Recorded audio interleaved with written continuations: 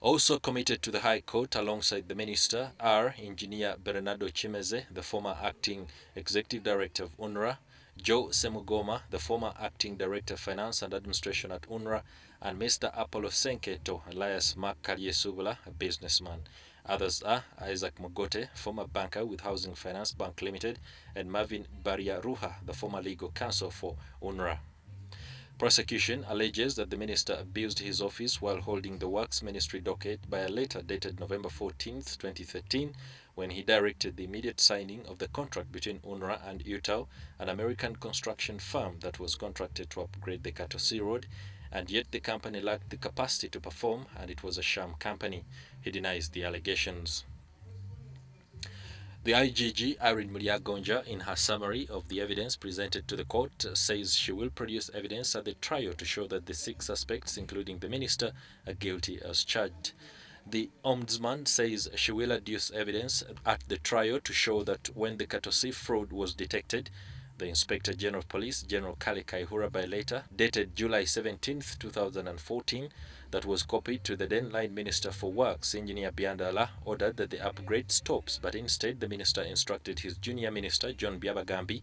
and Engineer Kimezei to ensure that a subcontract between UNRA and any other entity is signed for the work to continue very well, knowing this was fraud. Further, the IGG in her indictment promises to adduce evidence at the trial showing that before due diligence could be conducted, Minister Byandala, by letter dated November 14, 2013, directed Mr. Kimeze to sign the contract immediately, noting that the due diligence recommended can be conducted at any stage. The prosecution also, in its summary of evidence presented to court, promises that during the trial of suspects, it will prove that Minister Byandala acknowledged that prior to his letter on November 14, 2013, he was influenced to direct UNRA following Senketo's visit to his office and requested that he instructs UNRA's officials to sign a contract with the construction company UTAU, which was non-existent.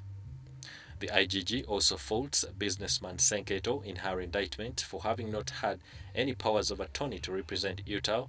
and that she will now show evidence to prove that part of the advance payment made by UNRA to UTAU, it was instead used by Senketo to purchase a piece of land at 1.1 billion shillings from one David Ocheng at Block 244, Plot 2100 at Kisugu in Kampala. The IGG also promised to adduce evidence at the trial to show that Senketo's wife, Wan Naku Namugambe Chwanuka, was authorized to cash checks and collect bank statements on behalf of UTAU without any clear relationship or status with the construction company. After court read out the summary of the evidence to the suspects, it went on to set January the 12th next year as mentioned date that the suspects will return to court for further directions by the Registrar of the Court, Sarah Langa Siu. It's in the next meeting at court that a hearing date will be set to have the matter heard before a judge whose identity is still unknown.